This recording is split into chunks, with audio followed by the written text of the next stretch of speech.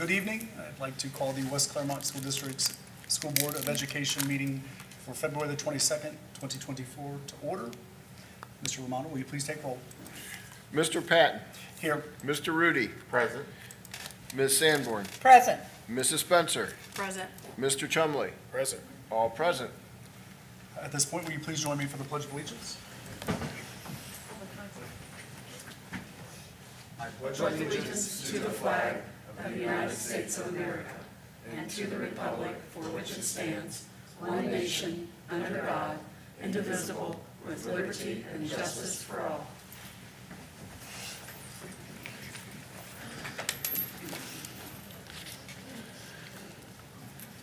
Next is the motion to adopt the agenda. Would someone like to make a motion to adopt the agenda? So moved. Thank you, Mr. Rudy. Would someone like to second it? Second. Thank you, Ms. Sanborn. Is there any discussion? Okay, thank you, guys. Mr. Romano, will you take roll? Mr. Rudy. Yes. Ms. Sanborn. Yes. Ms. Spencer. Yes. Mr. Patton. Yes. Mr. Chumley. Yes. 5 yes. Next up is the public speaking at our board meeting. Mr. Romano, do we have anything? All right. We do Thank not. you, Mr. Gephardt. Thank you. This Which one? Ms. Sanborn? is not right. It's coming up all wrong. It's coming up, personnel, and MO. So why don't you use this? This is the paper. I got it right here. I got my paper. And then if I can log you into the Don't agenda. Larry look at it? On my computer. Yeah. It's all messed up. I got a hard copy if you need it. Do you want, I got it now. Thank you. are you sure you're okay? Yeah, I'm fine. Okay. Appreciate it. I apologize for that. We will next move to the personnel agenda. Good evening, members of the board. Mrs. Adams, Mr. Romano. In front of you is the personnel agenda for February 22nd, 2024. On the agenda today, we have the retirement of Patricia Metcalf, a cafe worker at Amelia Elementary. She has been in the district for 16 years, so we wish her well on her next phase of her life. We also have the resignation of the Director of Child Nutrition, an assistant principal at the high school, 1 custodian, 3 paraprofessional aides, 1 elementary office assistant. This agenda also includes the proposed hiring of 5 full-time paraprofessional aides and 1 health clinic assistant. On this agenda, we have the transfer or reassignment of Jake Cogburn from the middle school supervisor of special education to the middle school principal. Ellen Eyrick from the Carter Center cafeteria manager to the West Clermont High School cafeteria manager. Stacy Longhauser from the St. Bernadette cafe manager to the Carter Center cafeteria manager. On this agenda, we have the proposed approval for supplemental contracts for extracurricular activities workers, home tutors, multiple coaches, and the winter guard director. Included in this agenda is the proposed approval for multiple unpaid leaves of absence, multiple substitutes, and multiple school volunteers and student teachers. Finally, in the work beyond the contract section are the proposed approval for payments for the work as cooperating teachers, supporting our new student teachers. This concludes the review of the personnel agenda submission for your consideration. Mr. Foltz. It's a loss to see Mrs. McLeese leave. I was very sad to hear that. But wish her well in her next endeavor. Next, you'll see on the agenda, 2 MOUs we're bringing forward tonight for your consideration. The first MOU pertains to jury duty leave processes for our certified staff. We have language in our classified contract about how to take off for jury duty. And while we've been following that same process for certified staff, we really didn't have the language in the contract. So this MOU mirrors the classified contract language and cleans up any questions that anyone may have about the process.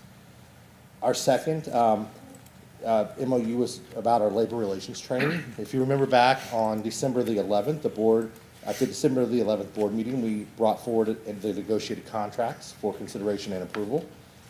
We still have some committee work to do and to complete prior to the end of this year.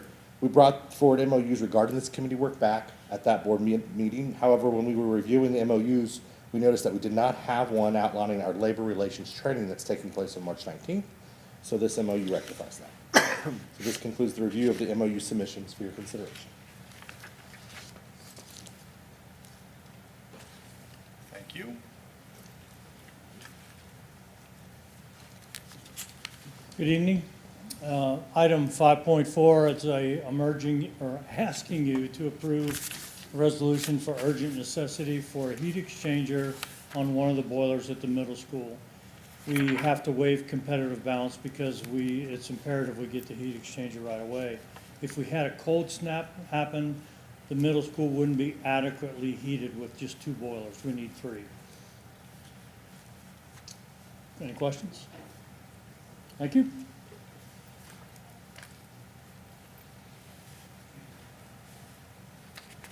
Good evening. Item 5.05 is requesting permission or approval to release the request for proposals for replacing the district's copiers.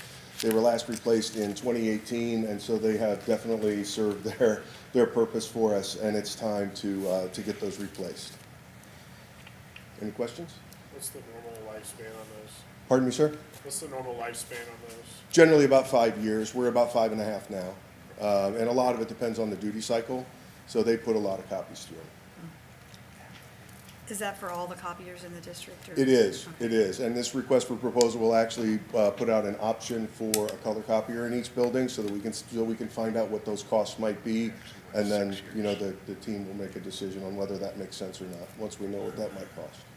So will each teacher have a copier and a printer in their room, or No. will they just have the one at the main office? No, they'll be centralized throughout the buildings. Right now, we have about 45 copiers spread throughout the district, so the high school has 11, the middle school has 11, most of the elementaries have 4.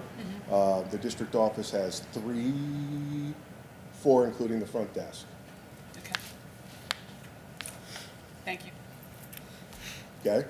Item 5.06 is requesting authorization to release a request for proposals for the high school computer network. That was installed with the building in 2017, so we will be reaching a 7-year life cycle this summer. We need to release that RFP within the next week or so that we can qualify for E-rate funding and have those filings in on time. And then we'll have a 30-day evaluation of proposals period for them to be able to submit it. And then we can select a proposal if the financial, case is made with the proposals we receive and it makes sense. Then we'll select and bring back a request to enter into a contract if we deem that that's the appropriate move at that time. Any questions? Thank you. Thank you. 5.07, we got some overnight field trips. Good evening.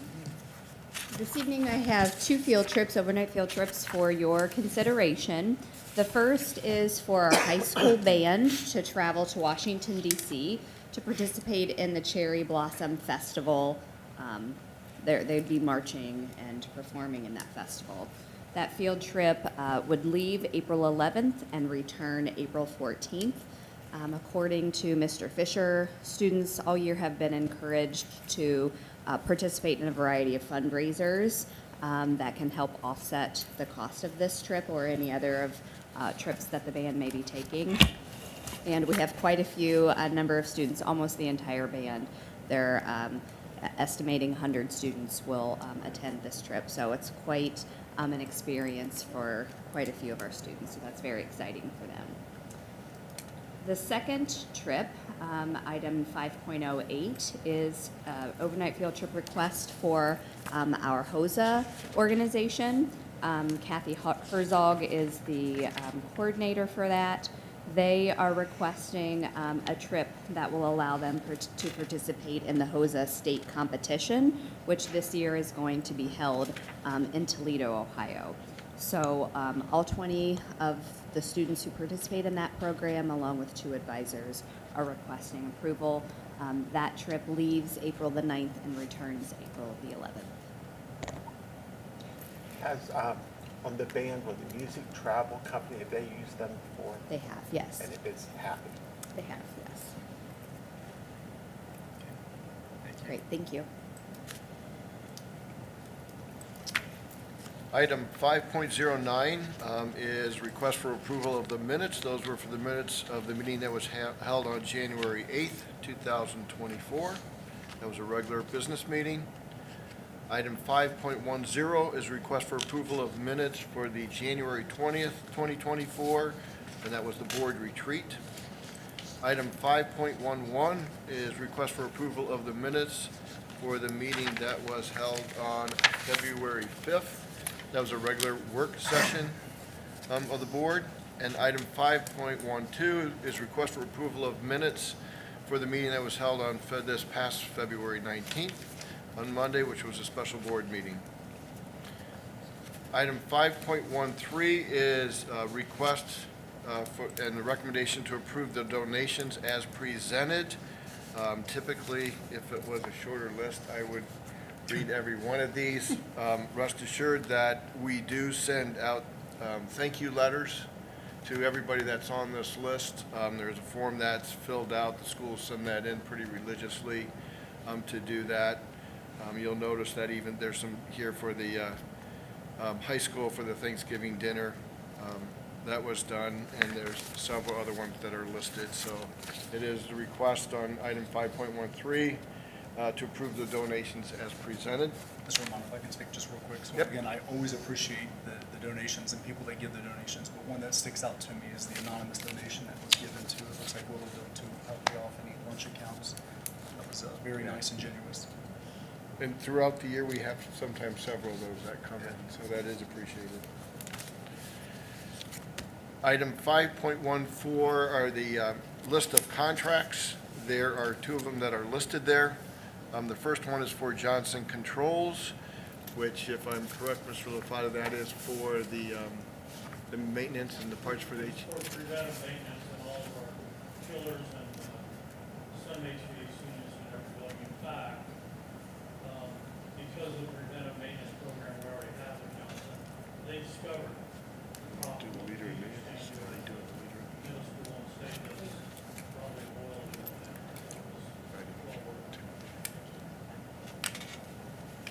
And the second item listed is the contract for the Leader in Me program.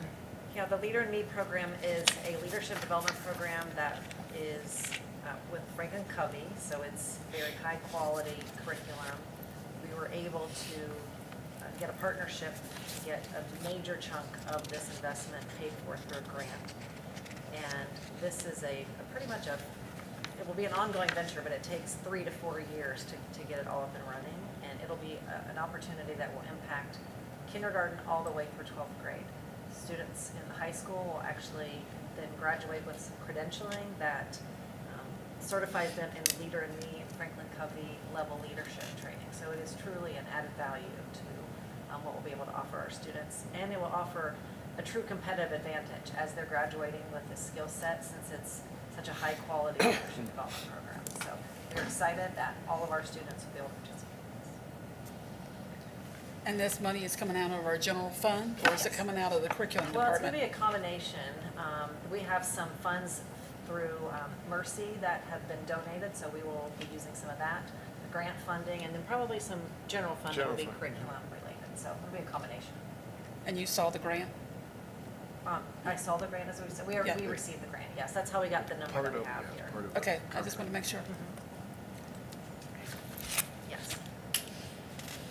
Item 5.15 is request for approval of purpose and budget statements for this current fiscal year. Again, those are statements that are developed by the advisors and sponsors of the different activities. We have 4 of them. One is for the middle school, the WEB student activity account. For the high school science student activity, that's for the Uniform School Supply Fund, their fee fund. The Withamsville Principal Student Activity Account, and then the Wolf Pub Preschool Student Activity Account. Principals Account, sorry. Item 5.12, excuse me. Yep. Oh, that was 5.16 is the Sherifax Credit Union participation for employees. It is a request for the authorization of superintendent and treasurer to execute documents designating a common bond of occupation, association, and group for membership in the Sherifax Credit Union. You may recall that earlier this year, Sherifax Credit Union became a district partner through a contribution and signage. With that, they've offered several things. One of the benefits of this is a credit union is very similar to a bank, but a credit union has members, not just individuals that sign up for an account like at a bank. And so For a credit union, the law requires that the members have some common bond or affiliation. And so in order for that to happen, there's paperwork and documents that we have to sign off on to make that happen. So the request is to authorize the superintendent and the treasurer to execute those documents, allowing our employees, should they desire to become a member of that credit union. Okay? So, Mr. Romano, can you go back for one step here for a moment, please? On the Wolf Pup preschool, I have a Yes. question for you. Okay? Is this money from the state or federal government, or where is this money coming from? Or is this money that was gotten from a grant that we got for the So- school district? Good question. So the 018 is a principals fund, that is local. Those are local dollars into it. So Okay. it's called a principals account. So it's not money that is from the state. That would have to go to a separate, a state grant. We would record it that way. If it was federal money, we would record it federal money too. So this is all local, either fees or collection from the preschool participants. Okay, so we have enough money for this to Yes. continue?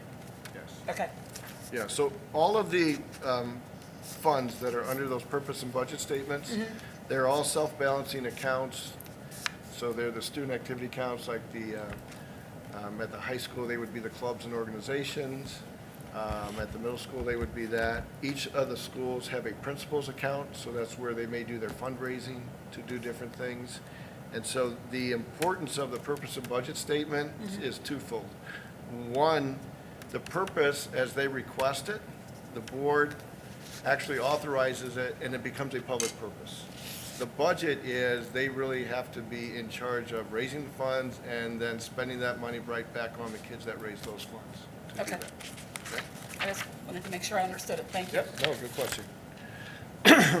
Item 5.17 is provider selection agreement, 403B and 457. There were some IRS regulation changes, and so with the agreement that we have through the Association of School Business Officials, there is what's called a 457 deferred compensation plan, and that is an agreement that gets amended to allow certain provisions that are in compliance with IRS code.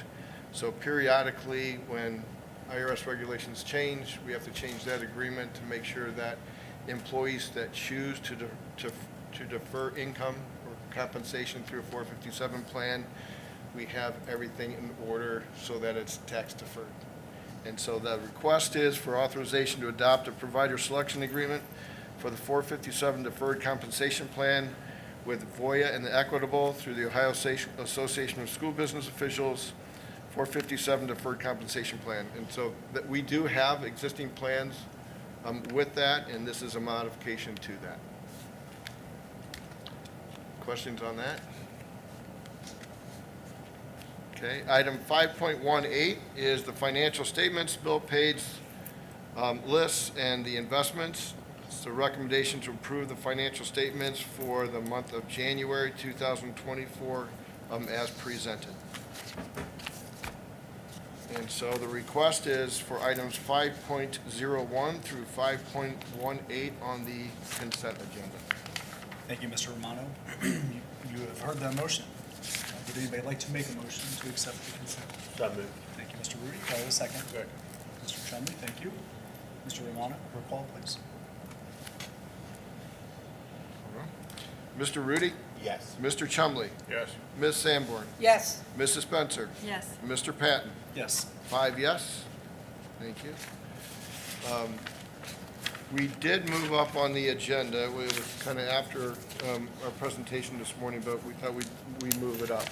So if you'll recall, about a year and a half ago, the law changed on the filing for complaints to the Board of Revision on properties. The properties that are listed in item 7.01, and again, we moved it up, so it's item 7.01 through 7.0, let's see, get the right number, 7.09. Well, it's six. 6:09. Six, I'm sorry, it's 6 now, that's right, sorry. Yeah, It's moved up to 6. 6:09. So 6.01 through 6.09, We use Dave DeMuzio as our legal counsel, as our attorney for these property complaints to be filed with Board of Revision. This is the first time since the law was changed that we are doing this.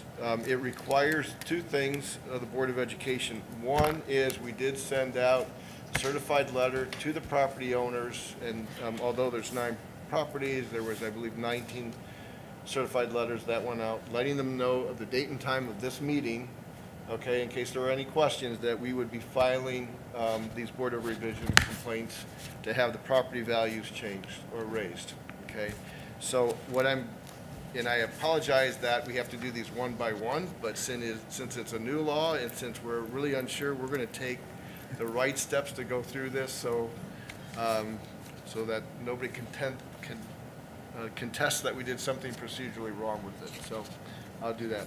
So I'm going to read each of these items, and then we can't do them all together, we have to do them individually, okay, to do that. So apologize about that, but we'll go through that. And it may make it easier if the same person moves in seconds, but if you want to change that around, that's okay. We'll go through and do it. Item 7.01 is a resolution authorizing the filing of an original Board of Revision complaint as authorized by Ohio Revised Code 5715.19 with the Clermont County Board of Revision asking that the true value of the property located at 689 Old State Route 74 be increased to the March 2022 sale price of $2,256,514. So recommended. Okay, you've heard the recommendation. Would anybody like to make a motion? So moved. Thank you, Mr. Rudy. Anybody would like to second it? Second. Who Second seconded? or Michael? Mrs. Spencer. Mrs. Spencer, okay, Yes. thank you. Either one. Mr. Rudy, Yes. Mrs. Spencer, Yes. Mr. Patton, Yes. Mr. Chumley. Yes. Ms. Sanborn. Yes. 5 yes. Thank you. Item 6.02, resolution authorizing the filing of an original Board of Revision complaint as authorized by Ohio Revised Code 5715.19 with the Clermont County Board of Revision asking that the true value of the property located at 1894 State Route 125 be increased to the December 2022 sale price of $3,225,000. Thank you. You've heard the recommendation. Who would like to make a motion? So moved. Thank you, Mr. Rudy. Who would like to second it? Second. Ms. Spencer, thank you. Mr. Rudy? Yes. Mrs. Spencer? Yes. Mr. Patton? Yes. Mr. Chumley? Yes. Ms. Sanborn? Yes. 5 yes, thank you. Item 6.03, resolution authorizing the filing of an original Board of Revision complaint as authorized by Ohio Revised Code 5715.19 with the Clermont County Board of Revision asking that the true value of the property located at 3997 Buxton Road be increased to the May 2022 sale price of $2,825,000. Thank you. You've heard the recommendation. Would someone like to make a motion? So moved. Thank you, Mr. Rudy. Somebody like to second it? Second. Thank you, Mrs. Spencer. Mr. Rudy? Yes. Mrs. Spencer? Yes. Mr. Patton? Yes. Mr. Chumley? Yes. Ms. Sanborn? Yes. 5 yes, thank you. Item 6.04, resolution authorizing the filing of an original Board of Revision complaint as authorized by Ohio Revised Code 5715.19 with the Clermont County Board of Revision asking that the true value of the property located at 1011 State Route 125 be increased to the November 2022 sale price of $1,868,440. Thank you. You've heard the recommendation. Would someone like to make a motion? So moved. Thank you, Mr. Rudy. Would someone like to second it? Second. Thank you. Thank you. Mr. Rudy? Yes. Mrs. Spencer? Yes. Mr. Patton? Yes. Mr. Chumley? Yes. Ms. Sanborn? Yes. 5 yes. Item 6.05, sorry about that. 6.05, resolution authorizing the filing of an original Board of Revision complaint as authorized by Ohio Revised Code 5715.19 with the Clermont County Board of Revision asking that the true value of the property located at 67 Hunters Court be increased to the October 2022 sale price of $17,455,700. $788. Thank you. You've heard the recommendation. Would someone like to make a motion? So moved. Thank you, Mr. Rudy. Would someone like to second? Second. Thank you. Mrs. Spencer. Roll. Mr. Rudy. Yes. Mrs. Spencer. Yes. Mr. Patton. Yes. Mr. Chumley. Yes. Ms. Sanborn. Yes. 5 yes, thank you. Item 6.06, resolution authorizing the filing of an original Board of Revision complaint as authorized by Ohio Revised Code 5715.19 with the Clermont County Board of Revision, excuse me, asking that the true value of the property located at 1104 State Route 125 be increased to the December 2022 sale price of $1,450,000. Thank you. You've heard the recommendation. Would someone like to make a motion? So moved. Thank you, Mr. Rudy. Second. Thank you, Mrs. Spencer. The roll. Mr. Rudy? Yes. Mrs. Spencer? Yes. Mr. Patton? Yes. Mr. Chumley? Yes. Ms. Sanborn? Yes. 5 yes. Thanks for bearing with me on this. Item 7.07, resolution, 6.07. Cross these all up right now. Item 6.07 is a resolution authorizing the filing of an original Board of Revision complaint as authorized by Ohio Revised Code 5715.19 with the Clermont County Board of Revision asking that the true value of the property located at 198 West Main Street be increased to the October 2022 sale price of $1,650,000. Thank you. You've heard the recommendation. Would someone like to make a motion? So moved. Thank you, Mr. Rudy. A second? Second. Thank you, Mrs. Spencer. Thank Mr. you. Romano. Mr. Rudy, Yes. Mrs. Spencer, Yes. Mr. Patton. Yes. Mr. Chumley, Yes. Ms. Sanborn. Yes. 5 yes. Thank you. Item 6.08, the resolution authorizing the filing of an original Board of Revision complaint as authorized by Ohio Revised Code 5715.19 with the Clermont County Board of Revision, asking that the true value of the property located at R. Glen Estee, Withamsville Road be increased to the May 2022 sale price of $6,050,555. You've heard the recommendation. Would someone like to make a motion? So moved. Thank you, Mr. Rudy. A second? Second. Mrs. Spencer. Thank you. Call. Mr. Rudy, Yes. Mrs. Spencer. Yes. Mr. Patton. Yes. Mr. Chumley, Yes. Ms. Sanborn. Yes. 5 yes. Thank you. And item 7.09, Six. or 6.09, you saw it right in front of me, 6.09. Item 6.09, resolution authorizing the filing of an original Board of Revision complaint as authorized by Ohio Revised Code 5715.19 with the Clermont County Board of Revision asking that the true value of the property located at 3902 Old Savannah Drive be increased to the June 2022 sale price of $15 million. Thank you. You've heard the recommendation. Would someone like to make a motion? So moved. Thank you, Mr. Rudy. A second? Second. Spencer, thank you. Roll call. Thank you. Mr. Rudy, Yes. Mrs. Spencer, Yes. Mrs. Patton, or Mr. Patton. Yes. sorry. Mr. Chumley, Yes. Ms. Sanborn. Yes. 5 yes. You've had a lot of reading. Guys, You are so glad and I think that was the last one. All right, I appreciate you bearing with me on that, and those will now be filed, just to make sure you understand, they are all commercial industrial properties. They are all, the difference in what's on the books of the county is greater than $50,000, and we go back to the transaction of the sale price to get the value that we recommend. Okay. Thank you. Thank you. No comments? No, I'll save it as we go through the presentation. Thank you. He has some comments.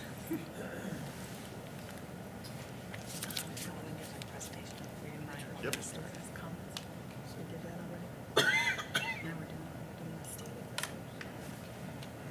We will be moving along to 7.01, State of the School presentation. I believe if I've understood all this correct, I think I start off with You start off. the West Clermont 2024 State of the Schools Blazing New Trails. The State of the School report will help you. Go back. I'll read it Oh, here. you That's want okay. to link that one? Will help you to know where we have been where we aspire to go, where we are right now, what is next, and what is your role. So I'd like to start off with saying first, good evening, school board members, faculty, staff, students, and community members. It is an honor to address you all tonight and to share my thoughts on the state of our schools. As we reflect on the past year, we can be proud of our progress we have made.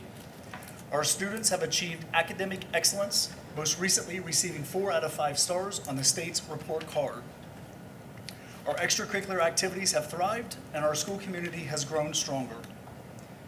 We must continue to strive for improvement to ensure that our students receive the best possible education. We believe that every student, no matter their address, deserves a high-quality and modern education experience. So where do we want to go? We want to be a school that is known for its academic excellence, its commitment to equality and inclusion, and its nurturing environment. We want to be a district on the rise. We are excited to begin blazing new trails based on our community's desires. We want our students to be critical thinkers, problem solvers, and compassionate citizens. We want them to be prepared for success in college, careers, and life. And we want our schools to be a place where all students feel welcome, supported, and challenged. Our teachers are dedicated and passionate who continue to learn, grow, and collaborate with colleagues during this journey. I have witnessed firsthand the profound impact that they make on the lives of our students. Their passion for education, coupled with their tireless effort, creates a learning environment that fosters intellectual growth, critical thinking, and personal development. Our student attendance is up with a higher level of engagement by our students. And our parents are supportive and involved. Together, as one community, we can learn, lead, and succeed. Together, we can make our schools a place where every student can reach their full potential. As the West Clermont Board of Education President, I appreciate all of the hard work and dedication seen every day by everyone. I am truly grateful to be a part of this journey and look forward to the future of West Clermont School District. Now, at this point, I would like to introduce Ms. Kim Reese, the President of the West Clermont Education Association.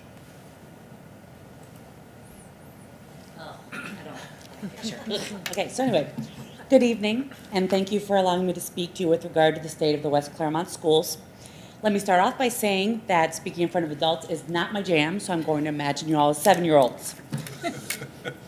During the time that I've been in this district, which has been 26 years, we have run the gamut of the good, the bad, and the less than appealing. Over the last 2.5 decades, there have been many changes in family dynamics and what students need from our schools. Our kids no longer just come to school to learn to read, communicate, and compute mathematically. Some students come to school needing basic necessities, such as food, shoes, or warm clothes. Due to this and many other factors, the traditional role of the teacher has changed dramatically. Teachers feel an obligation to spend money from their family's budget to provide necessities for the kids in their classrooms. Though the district has been generous with providing for our needs in many cases, the immediate needs are taken care of by us because the process takes more time than we can spare. Our students and their families are dealing with issues that they're having a hard time processing, which is having an effect on how they concentrate and learn in school. The amount of trauma that is experienced by our kids and that carries over into our classrooms are astounding. We need to retain teachers that have compassion for our families, yet also have high expectations to help our students succeed on any path that they travel in the future. We are blessed to have district office personnel that understand how difficult our jobs are and how much more involved teaching is than it was at the turn of the millennium. However, we still have a long way to go. Our teachers are currently paid in the lower half of teachers in the county, and Clermont County is one of the lower paid counties in the state. Part of this is because of the unconstitutional way that schools are funded. Teacher retention has also been a huge problem. A teacher can drive 10 minutes further and make $10,000 more per year than a teacher with the same education and experience as our West Clermont teachers. Some of our buildings are not up to the task of teaching and learning that the 21st century demands. These are trends that need to be remedied, and together we can make that happen. We are truly a district that is on the rise, and there are so many exciting things on the horizon. I can't wait to see what the future holds for our district. Thank you for all you do for every learner, every day, and in every way. Any questions? No? Okay. Thank you very much. Thank you.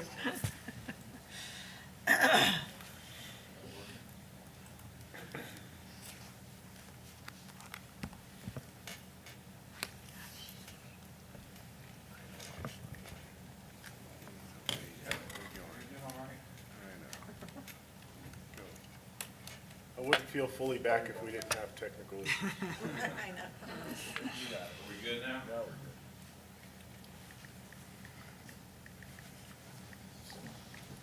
Good evening. Welcome back, Mr. Chumley. I look forward to following the next Super Bowl champions together. Likewise. Good evening. Once again, I'm Randy Gephardt, if you don't know who I am, for all those that are out there watching. And I get to start off talking about the past and some of the things that as we move forward, some of the things that we have. And so we're very proud. We are WC. One of the things about our communities, we're very, very proud of our schools, very, very proud of the accomplishments that we've made. We're very unique. We're right outside a major city. We're suburban.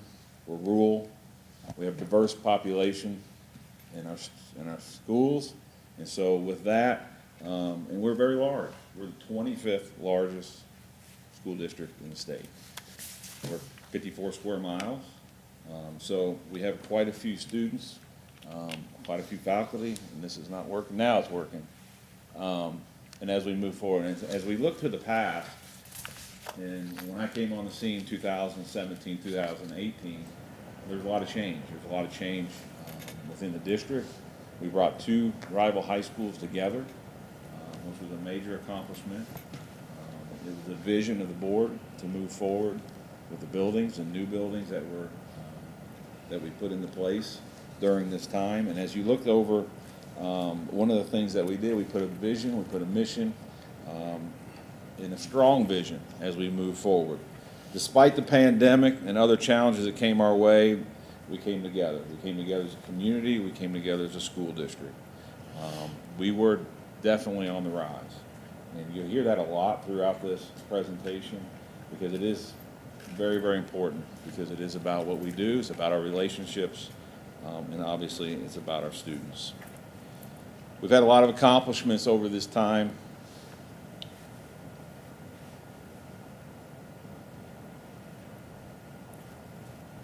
As you'll see, and I'm not going to read through every one of them, obviously, but we have had a lot of accomplishments. And I think one of the things that you want to highlight and what you want to celebrate in the community as we move forward is take the time to celebrate the things that we've accomplished. And I think we've done a good job. We've done a job with bringing students to board meetings, our town halls, and all the accomplishments that we've had. And we've done a really good job with our communication, getting that out so we can recognize not only our students, but our staff and all those that contribute and our partners as well. I think that we were 4 out of 5 stars the first time over the past year. We celebrated that because that was a major accomplishment as we continue to move. And I think that as we move forward, it only highlights all the things that were put in place when you look at the past. The onward and upward investments that we put in place and continually put in place, and are financially responsible to continue that. Because as you look back in 2017 and 18, they were not here. But as we move forward to 2024, we continue those efforts and we continue the investments that we put in place as we started. We expanded our WC Your Future programming, and you'll see that as we move through this presentation. But when we go back, we got to take a look at, why is it going the wrong way? Sorry, Dan, you're not the only one having trouble. So we, maybe it's our age, I don't know. So what we have, when we look back at the state of the schools, and if you can remember, when you looked at this map in 2022, you see that we were going across and we were going through a pandemic in 2020. And we passed the levy. 16 years hadn't passed the levy.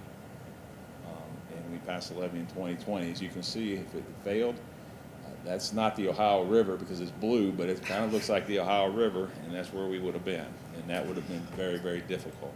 But with the investments that we made, the onward and upward investments, the vision that this Board of Education, this leadership, and this community is unbelievable that we were able to continue that as we move forward. And I think that's what's the important piece. 2017-18 wasn't there. But as you put those in and that ESSER money came in, we were able to put the supports into the buildings, into our staff, and give them the resources they needed to get to the accomplishments that we've made. And I couldn't be more proud of that. We focused on the district challenges of safety and well-being, programming, purpose and design of modern schools, and partnerships. And we continue to do that as we move forward. Then, as we move to 2023, this map with very little things on it, as you can tell, we started to go out into the community and we started to gather around tables. We started to look at and we started to listen to the voices of our students, our parents, our staff, and our community as we started looking at the journey of a wolf. What does it mean to be a West Clermont graduate? What does it mean as we start that journey from kindergarten, preschool, all the way through 12th grade? And I think as you looked at the map and you started to look at it, and you started looking at the outcomes of our portrait of a graduate, we were able to focus on the future. And we were able to work and understand how we can modernize our learning experiences, our environments, our workforce, and our partnerships. And this map indicates or dictates all those things as we go along that journey. And we spent time in the community listening. Not many school districts do this, and we should be very proud of the communication that we have with our community and our stakeholders, because this is what it's about. We would have people come in and sit around the table and we would talk about this. And it was really, really invigorating listening to the people as we move forward. So now we take a look at where we're going to go. And we talked about the road to success, but we're actually talking about pathways. Roads singular, roads one direction, one way up, one way to back. But pathways create more opportunities for our students. We talk about personalized learning. We talk about giving our students the ability, the skill sets to be able to carry on past high school. And then when we looked at the unique needs of our students, we were able to put in programming, design programming to meet the needs of all of our students. And I think as you move the pathway forward, one size fits all does not fit. We have to be able to provide the opportunities for our students as we move forward. And I think that that is the direction that we're moving. You have our CAC looking at purpose and design, and then we also have our CAT team looking at a modern learning environment as well. And so as we move forward,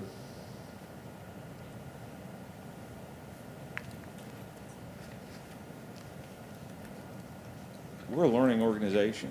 That's what we do. We believe that all students can learn. That's what we believe. We also want to know this. We want to know every student's name, story, strength, needs, and how we respond to that. That's what's important, is that personalized. When you go to RISE and you look at the relationships, building relationships is one of the most important foundations that we have, one of the most important things that we do as we move forward. And as we move forward, we start talking about our North Star. And this thing keeps going the wrong way. I don't know what's... It's not doing anything.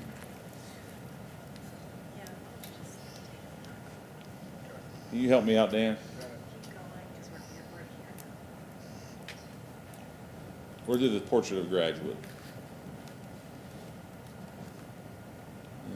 Probably back one. No, we're here. We'll start here? All right. So when we talked about portrait of a graduate, we talked about our North Star. We talked about this. We developed this. Remember, as we put this into place in the past, we were able to bring people together as our parents, our teachers, our students, our community, as we looked at this. And as we looked at how we prepare our students, We want them to create the lives that they desire. We want them to be courageous in the face of challenge, turn ideas into action, pursue personal happiness and joy, and always do the right thing when no one's watching. And then we put that into place, and we believe as we move forward with the Portrait of a Graduate, that is our North Star, and that is what we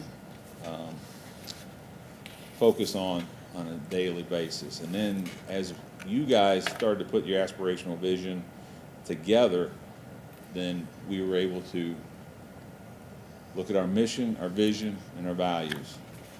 And we are committed to this. This is what our commitment is. And when you look at RISE and you look at relationships, you look at innovation, student-centered, and empowerment, that is what we're about. And that's the values that we have to carry out, not on just on words, but it's on what we do as a commitment on a daily basis. And so we need to continue that as we continue our vision forward.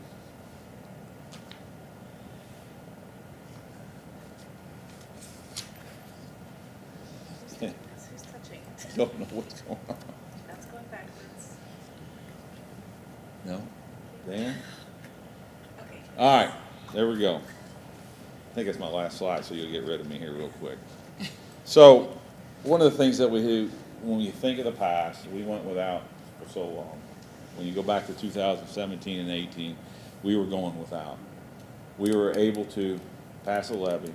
We were able to use ESSER money. We were able to put onward and upward resources in place, and we were able to move forward. Our focus is on people, our programs, processes, and in our physical environment. Those are the things that we were focused on as we move forward. We have challenges ahead of us. We know that. We've started the process of our master facility plan as we're going out into the buildings, and we're looking to see that we make sure that all buildings, all students have the same opportunities. And as you focus on all of these areas, this will be the focus that we have as we move forward.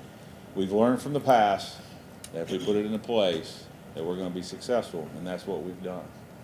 Going all the way back to 17 and 18, we didn't have the resources, and we didn't have it in place, but we do now, and we want to continue that. We want to continue that in place, and as we passed the levy in 2020, and it said on we would go to 2024, but we were fiscally responsible, and as Dan will point out, it'll go past 2024, and we'll be able to not have to go back for whatever Dan tells us we have to. So I'm not going to put that out. I'll let Dan be the one to do that. But again, we learn from the past, but we have a bright future, and we're very, very excited about that. Any questions, as Ellie comes up to talk about the guideposts, anything about the past to celebrate or to ask questions about? Or comment to? I think this is wonderful that we have gone so far. I remember 2017, 2018, remember it quite well. And I didn't think we were going to make it, I really didn't. And I said, I don't know what we're going to do if we don't make it, you know? And I'm so glad we kept forward, we pushed forward, and we made things happen. I think we should celebrate our visionary leader that we have in youth, Dan. You have really brought us forward. It's would be unrecognizable to some people if they came back to see it. And it was a very good way. Thank you. So as we make this transition from thinking about students traveling down one road to thinking about multiple pathways for students, we've established what we're calling guideposts. There are 8 kind of critical areas that we will be examining as we look to the future. And so tonight I'm going to talk to you about 2 of those guideposts, our Portrait of a Graduate and Trends in Education. And then during the rest of the presentation, you'll hear some information about the remainder of the guideposts.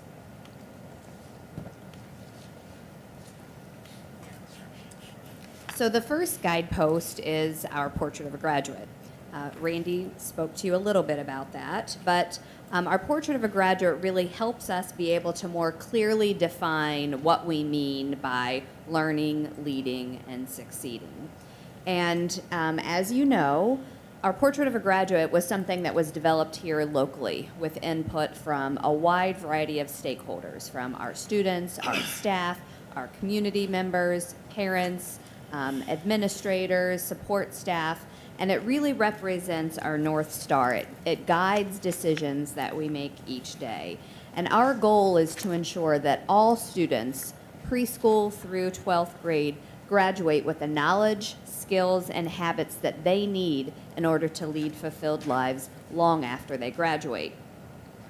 Our second guidepost, well, if you can advance, that's fine. Our second guidepost is really trends in education. It's important to us as we continue to build a future-focused educational system that we're guided by what research has to say and looking at the trends in our world to really help inform trends that we see happening in education.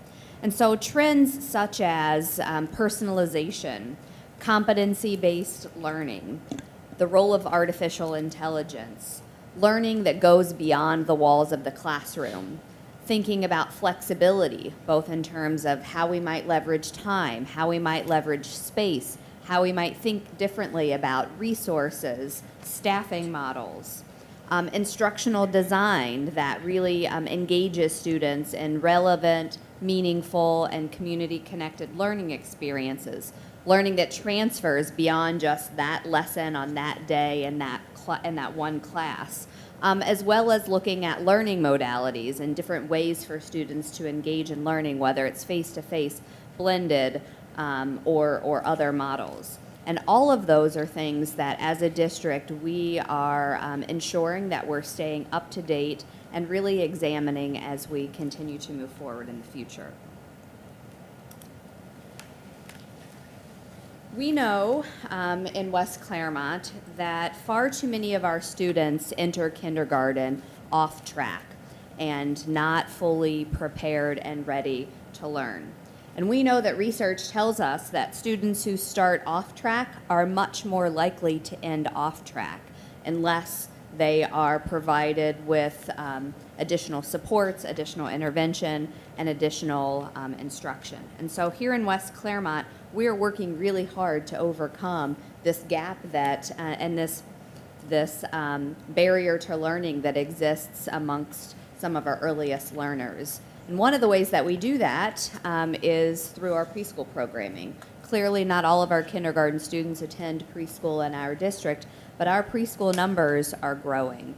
And we want to ensure that to the extent that is possible for us, that we're doing everything we can to provide those critical foundational skills that are really important for students, early literacy skills, so that more of our students can enter kindergarten prepared and ready to learn.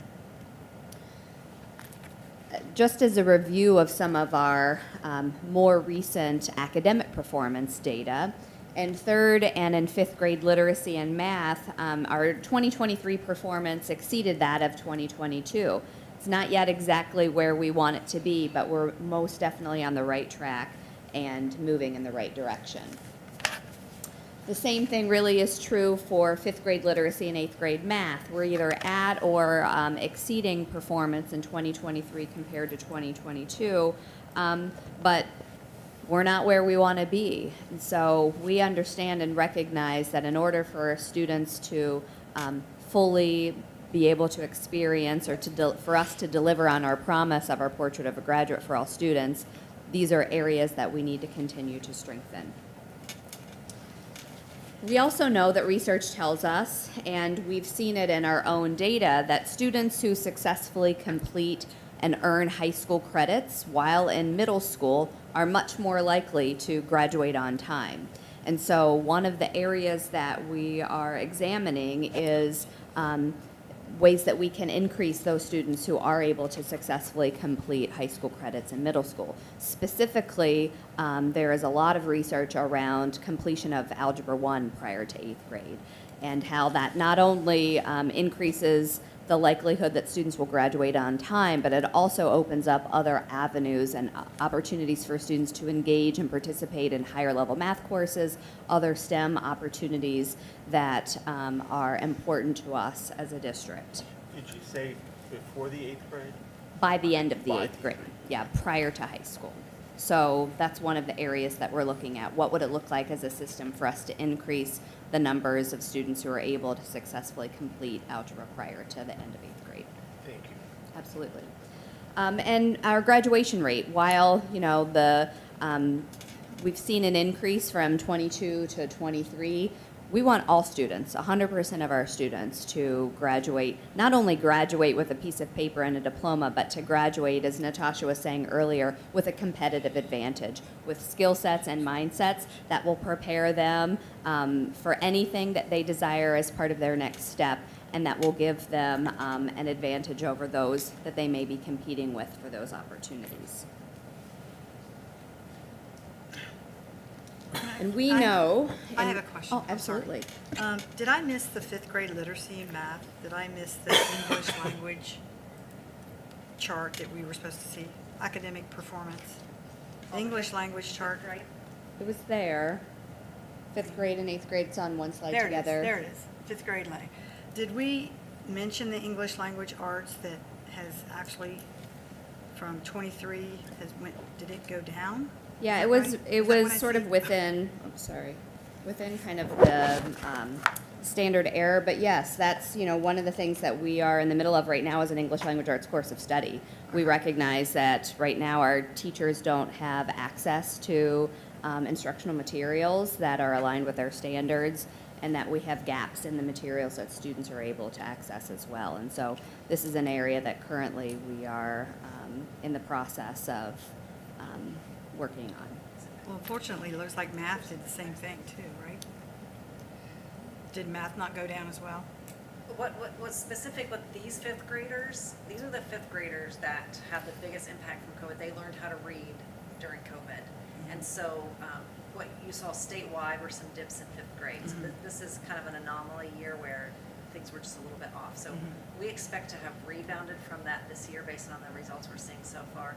But it is a grade level that we have an eye on because of their unique upcoming, or how they had to come up through the system. Right. It was very different than what 5th graders in the past. And so that's kind of what you're comparing. Yeah, and I have a son actually who's a 5th grader this year, and so he was a 1st grader during, COVID you know, and it dramatically impacted his ability to develop. And there's still things that we're working on with him that are both from a math and a literacy standpoint. And so it, as Natasha said, it's for sure something that we're focused on, but we're confident that Yeah, I'm sure it'll go we'll up. continue to close those gaps.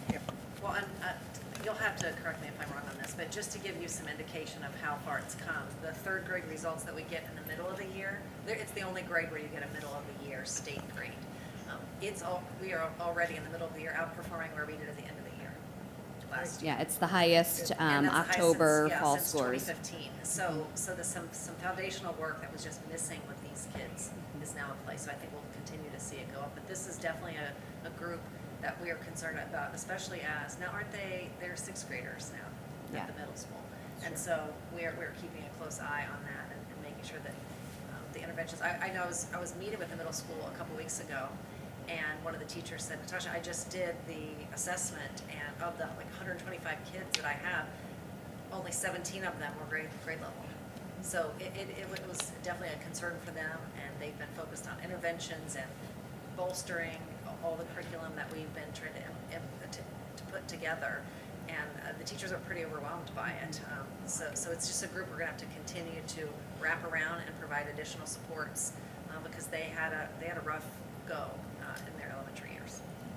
Well, unfortunately, I think it'll take more than just a couple of years, you know. I think, Oh. Yeah. unfortunately, it's probably going to be up until 8th grade. That it'll be just the group that kind of needs a little bit more tender care and more support than the other ones because of the anomaly that happened in their lives, unfortunately. Yeah, absolutely. Okay, I'm sorry, go ahead. No, great question. I really appreciate it. We're at graduation. Well, We're at it, there we go, yeah. So, you know, we know that West Clermont is not unique in that we have been experiencing attendance challenges as well as discipline challenges, really that have been exacerbated over the last few years. chronic absenteeism, students who miss 10% or more of school across the state of Ohio and really across the nation is a challenge. And we know that attendance and discipline have direct impacts on academic performance. And so we have put lots of efforts in place to really ensure that we're doing everything that we can to remove barriers that prevent some of our students from being able to fully participate in school, and we're seeing the impact of those things. But we're not going to stop until we can have all of our students able to attend school regularly and to be able to, have the appropriate supports that allow them to not only be here, but to fully participate in the learning activities that we have for them. Because it's through that and through us being able to continue to design processes and to have people in place that can really help our students fully achieve what we know all students are capable of. Well, and just so you guys know, the student attendance, when you get down into the weeds and you're not just looking at a global number, you see that attendance concerns in the elementary are equal to what you see in the high school. And a lot of times people will assume that, oh, it's high school transportation is the reason we have an issue. It's just it's a piece. It's a reason, but it's a piece. And so when you're seeing high numbers in early elementary at the same rate you're seeing in secondary, like I've never seen that in my career. And so it is a different mindset about school since COVID. And there's lots of reasons. Sometimes it's stated as mental health. Sometimes it's families up and move around because they can, because their family's jobs can do that. You can work from anywhere, and so they'll take kids out of school. So it's a whole variety of things, but it's a different mindset across the nation. And we're right at where the state average is, which is like 32% chronic absenteeism. So we've got to turn that around. I know when Ellie was standing on the stage at parent night for the kindergarten information session a few weeks ago, one of our slides is all about having your kids come to school. And that's not something that was typical, that we would normally have to stand and announce in the way. So it's really just trying to bring people's attention. Absolutely. Any questions? Great, thank you so much. Thank you. All right. National and local trend data shows that there are fewer teacher candidates graduating from colleges ready to fill teaching positions. And in fact, that decrease is almost twice as much at the local level than it is at the national level. What does that mean for West Clermont? Well, we sent out a survey to our teaching staff, and we found out that 12% of our staff are eligible to retire in the next 5 years, and 28% in the next 10 years. We have 8 people that have already announced their retirement at the end of this school year, and we currently have 12 teaching positions that are not filled with permanent staff members. So staffing is a concern, and staffing is going to continue to be a concern. Now, one of the ways that you can overcome staffing shortages is that you retain the teachers. And one of the big ways to retain the one of the main ways to retain the teachers is to have them engaged in the culture and the practice of what we do every day. So we completed a series of focus groups looking at teacher and staff engagement and retention. That led us to using the Gallup Q12 survey to really drill down that level and degree of engagement that teachers are feeling and the staff members are feeling every day. Once we were able to get that data last year, we gave it to the principals and the teacher leaders in the building, and they kind of drilled down and reviewed it and then started putting things in place to help engage the staff in hopes to retain them as well. So we were excited that we gave that Gallup Q12 survey again in November, and what we found is that every single item that dealt with engagement increased. So that made us pretty excited. More specifically, what really was focused on increased the most. We saw that teachers were recognized, principals were recognized for their effort to bring materials and resources to teachers. Teachers felt their opinion seemed to count more, and they received recognition and praise more for doing quality work. So we were really excited about that. This is continuous work. The decisions that we make every day will have a direct impact on our retention and our engagement of our staff. We know, looking toward the future, as we were discussing earlier today, that we need to do something very bold and very courageous to stand out as a district that will attract people to us that want to come and stay and be a part of our West Clermont family. I also would add the grow your own that we have at high school that we didn't talk about earlier. But Yes, I think that is true. It makes sense here. Yeah, we started I I want to call it teacher preparation, but it's the. Teacher Academy. Teacher Academy, thank you. The Teacher Academy, where we're identifying high school students who want to go into the teaching profession, and they're really getting exposure and experiences while they're still in high school. That's engaging them into wanting to go into college with that career goal, and then hopefully come back and work for us in West Clermont. So we're excited about that. Do we have any students at this time? We do. Well, they haven't been able to go through fast enough. Like, we just started this two years ago, is it? Yes. So there's tons of kids that are in the program now, but they haven't had time to be in college and back to us yet. Got it, okay. All right. So our enrollment projections. So our enrollment is stable with steady predicted growth. By the 28-29 school year, when compared to the beginning of this school year, we are anticipating an enrollment growth of 500 students. This increase in enrollment impacts elementary schools. What we're also seeing is we're experiencing this more diverse learner population growing. We have more than 200 English language learners that speak 20 different languages in our district.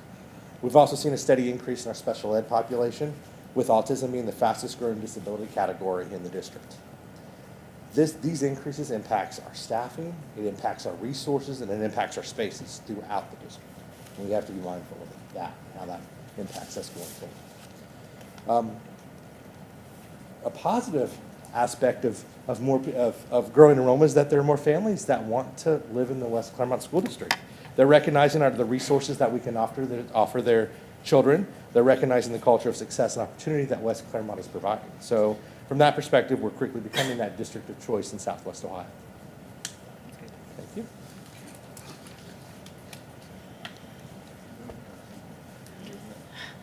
Thank you. Welcome back.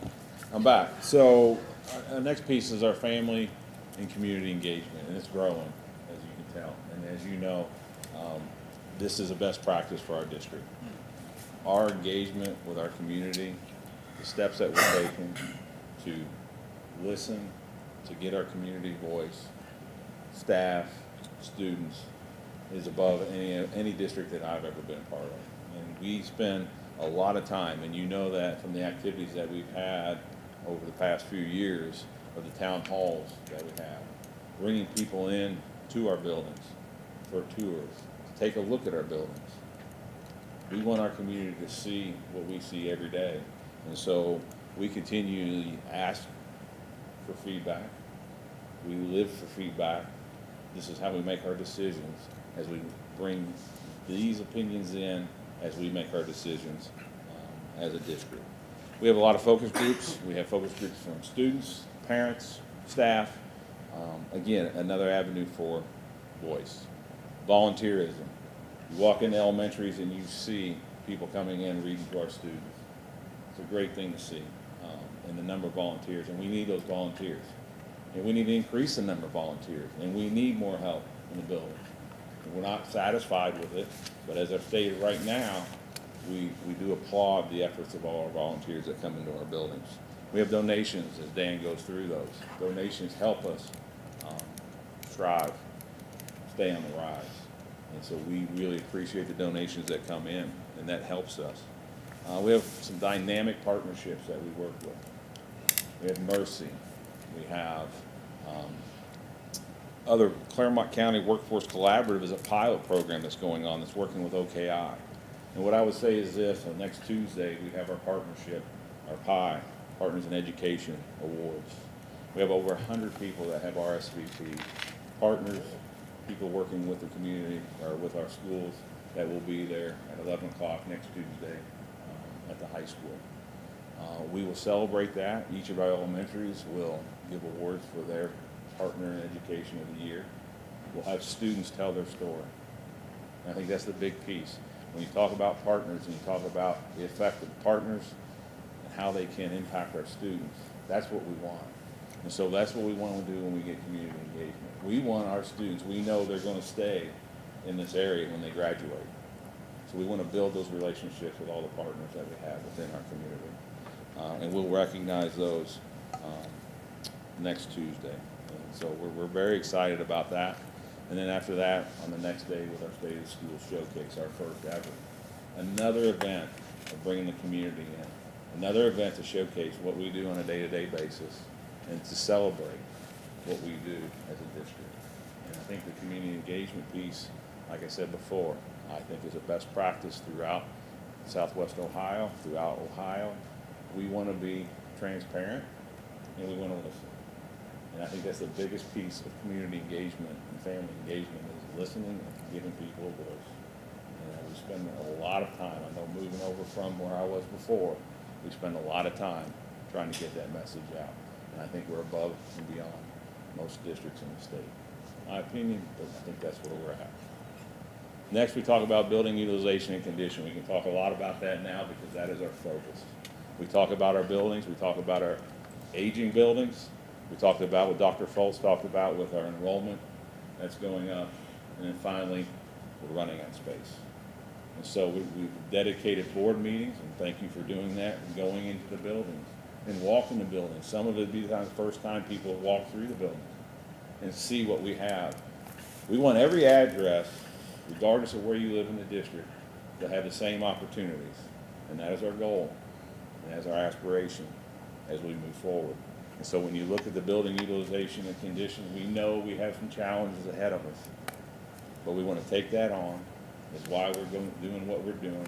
That's why we're working with the CAC with purpose and design. That's why we're bringing in the architects for our CAP to be able to look at our master facility plan. And it goes back to that community engagement, listening to what our community tells us they want as far as buildings and moving to the future. It's not a 2-year, 3-year plan, it's a 10-year, 20-year plan, as you know. And it's something that is going to be moving forward. It's exciting, but it's also very challenging. And I think as a district, we put ourselves in a very, very good place to take that challenge on to listen to our community.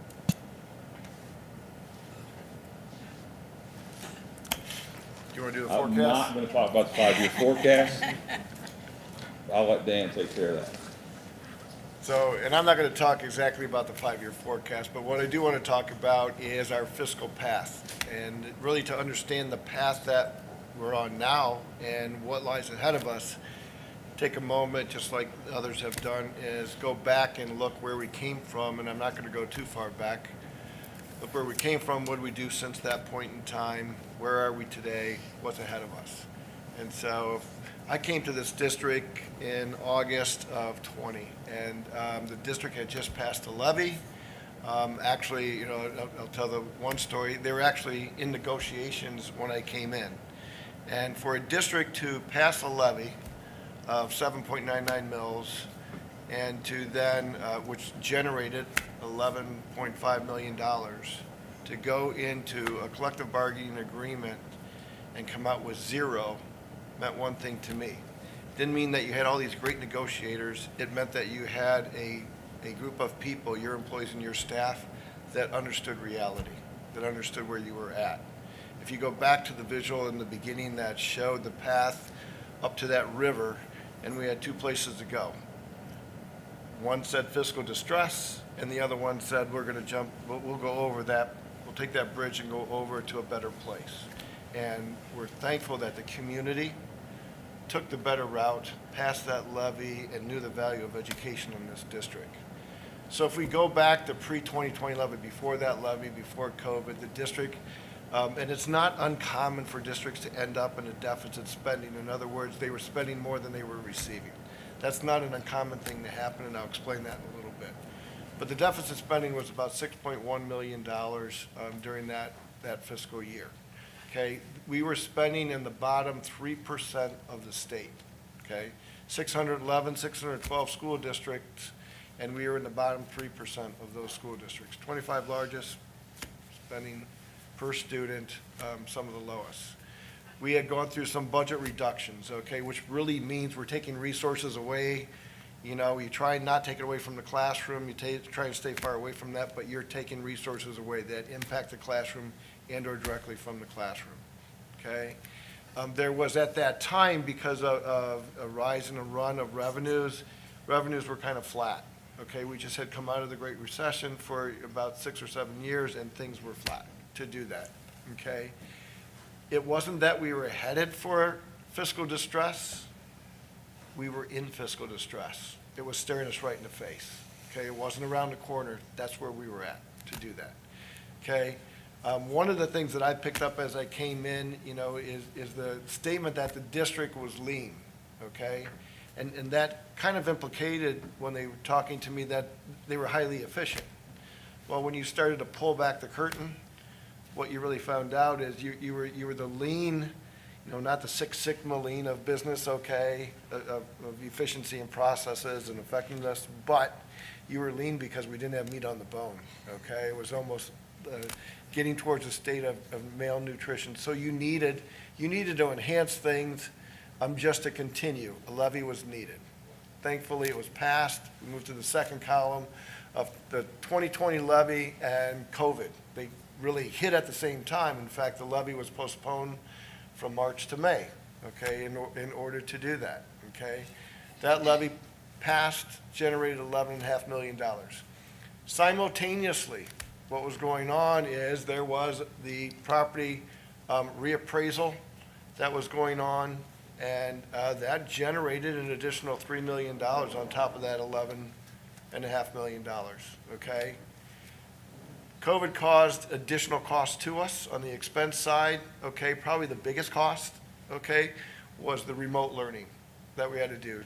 Make sure that not only the students had a device, all the teachers had a device, and everybody had to know how to use those, right? Because they weren't face-to-face sometimes to do that, with that. The levy commitment, so as you were promoting the levy, as the district was promoting it, two statements were made. One is, we won't come back before 2024. That was a commitment. So it was to last at least 3 to 4 years, okay, that you got. The second thing is, it was on continuation of existing services, okay? They wouldn't reduce it anymore, nor would they add it. COVID did bring additional funding. It brought federal relief money to this school district, about $14 million. So let's move to the third column of COVID and kind of the immediate post-COVID of where we were at, okay? I will tell you that, what was easy for me as a financial person with this district is when the federal government gave us those funds. And, the big fear with those funds is everybody immediately said, okay, we're getting this money, but there's going to be this cliff. So sooner or later, it's going to end. We only have 3 years to spend it. What do we do and how do we do it? What do we do with it? Two significant things to me that happened. I can remember sitting in a labor relations meeting and having the leadership of the employees look me in the face. They didn't point their finger in the face, but I saw a finger pointing me in the face. And what they said is, don't add anything if you're going to take it away. It was a very clear message, okay? Don't add staff, don't add teachers to us. If 2, 3, 4 years, you're going to take it away. That was very clear, okay? The other big thing that existed is this board, the administrative staff, the community already knew what to spend that money on. They had already gone, and when they did their strategic plan, okay, and created those aspirations, they had already identified, what was missing, what those essential items were, what the necessities were that weren't there. It was easy to put a plan together, which we called the onward and upward, to do two things. One, where we had additional money that was going to be ongoing, like the $3 million in the valuation increase, okay, that we got, that we could spend that on things that we could put back in, like the specials in the classroom, okay? If we had ongoing revenue, we could make some adjustments to do ongoing expense with it. Okay, the other part of it is what were the necessities, what were the things we're missing? And what we knew is with the federal money, we had to make that investment. It was about investing in our people. It was about investing in the program. The curriculum had not been updated in 10 years, and so we put that in place, okay, to do that. Those were the big things that we do. You hear people talking about in other school districts talking about the cliff and this big fear about it. This district doesn't have to fear that.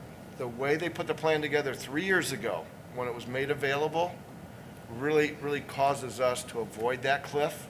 Okay, it's not in our path. Okay, we took measures to make sure that we weren't going to fall off the cliff. We spent that money, I think, in really investing in people, program, processes, in the facilities. That's where we went. We didn't add anything unless we had a true belief in that we could go through our forecast and sustain it, okay? Those were two really important things that happened. The other thing that happened at that time period was a thing called the Fair School Funding Formula from the state of Ohio, which kind of changed the way school districts get funded. We were under a guarantee, which meant we didn't get any additional revenue from the state, okay? We were kind of flatlined with it, okay, as we go forward. The other thing that was going on, we did have some enrollment growth, but one of the particulars of that enrollment growth was the needs that came with it. They were in greater demand than what we had in the past and what currently existed. So the special needs of students that were coming to us really grew at more of an accelerated rate than we had in the past. Where are we today, okay, 2024, and looking down that path and going forward? I'm going to step back one thing. If you look at those columns, there's that blue ribbon at the bottom. First column, we had a levy need. Second column, we made the commitment that we would not come back to the community prior to 2024. With the increases in the property value back in 20, and with spending the federal money wisely enough, we were able to move the commitment into 2025 and let the community know that, okay, we made our 2024 commitment, that's this year, right? We can wait till 2025. As we move into where we're at today, when we all know that there was property value increases because of the reval that took place in 2023, the first collection is 2024. We went through this unknown period of where we're going to get 15%, where we're going to get 23%, where we're going to get 30%. We got the higher number.